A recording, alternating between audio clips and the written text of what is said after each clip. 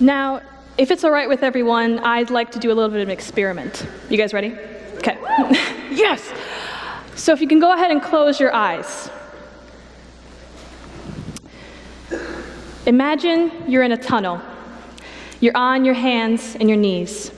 Feel the heavy air thick with the sound of muffled chatter, the curled threads of carpet entwined between your fingertips. You stretch both of your arms out to the side until they're completely straight, where floor turns 90 degrees into wall. Above you, a carpeted ceiling you cannot see. You put one hand in front of the other. Your legs follow behind. Your fingers find that sweet spot between floor and wall to help you dictate your next move, whether it be to turn or to dip into a valley or rise into a hill. You complete an entire labyrinth of walls and dips and turns until you finally get to a long, long hallway. And at the end of this hallway is a sprinkling of light that looks like stars. As you crawl closer, those stars begin to grow, until you get close enough to realize that they aren't stars at all, but little lights coming in from holes in a mesh flap. And as you open the flap forward and above you, light floods your eyes. You've made it. Now go ahead and open your eyes. And welcome back to TEDxMSU. Thank you all for doing that. The reason I did that was because I wanted you all to experience a moment with 9-year-old me. It was on a school trip to a science museum, and I was so excited to get inside the tunnel exhibition because a friend of mine mentioned that it was almost like a jungle gym, and I am exceptionally fond of jungle gyms. So I did the only reasonable thing any 9-year-old would do, and I just dove right in. Except there was one small problem. It was dark. So dark, in fact, that I literally could not see anything around me. I had to interpret my world using my hands instead of my eyes, and so I did. I crawled through an entire labyrinth of walls and dips and turns, and I was very proud of what I had been able to accomplish. It was a very difficult task for me. I was so proud that I wanted to tell my friends about it. But when I got to the end and opened the flap, they didn't look excited. It looked like a bunch of disappointed, uncomfortable 9-year-olds, which is a terrifying sight. That was when the tour guide told us that the tunnel we had just gone through was one of the only ways most of us would ever experience what it might be like to be blind.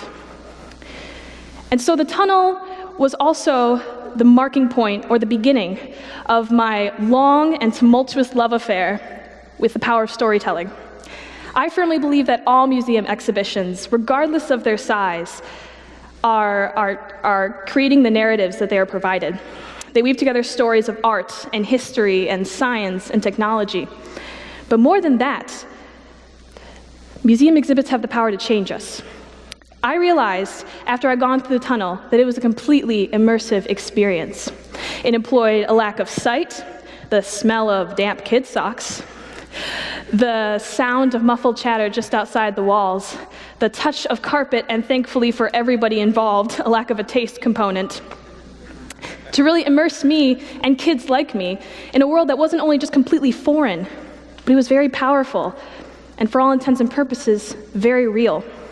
And so the tunnel accomplished something else for me, which was very important to my growing up. It allowed me to grapple with the challenges of peacemaking for the very first time in my life. Never before had I had a school session where I talked about the blind community. I didn't even know anyone who was blind at the time. But the tunnel allowed me to sort of think about what that world might be like in as much of a way as I could.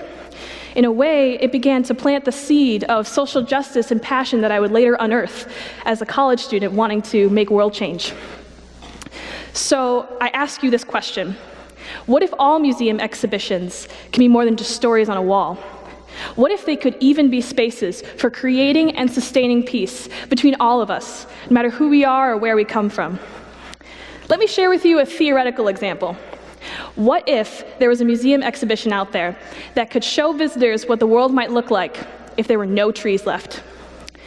With the help of scientists who can actually predict what this would look like, we can simulate this environment for our visitors. Maybe the floor represents the ground, and that ground that was once fertile and green is now dry and wisps at our feet. Maybe the walls depict a vast, haunting emptiness.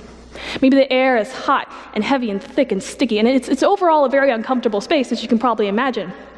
No one would want to be in there for very long. But imagine how powerful that experience would be to walk into something so foreign to you, but so possible. Imagine how powerful that would be. But even more so, I want you to think about the kind of world changers and peacemakers we could make based on them going through that space. What would happen if we stuck a bunch of 9-year-olds through that space, where that seed would be planted in the back of their head, and they could turn into someone like me? How many of you have ever met somebody solely because they experienced something very powerful with you? I know I have. And these connections, infinite and beautiful in nature, can teach us how to reflect not only what's going on inside the museum, but what's going on outside the museum, in our homes and in our public spaces. And I think we can all agree that that can be infinitely more important. So, I know that this is possible. I've seen it happen. And so have you. Because if I can bring you back to the tunnel simply by doing this, imagine what else museum exhibitions can do for peace. Thank you.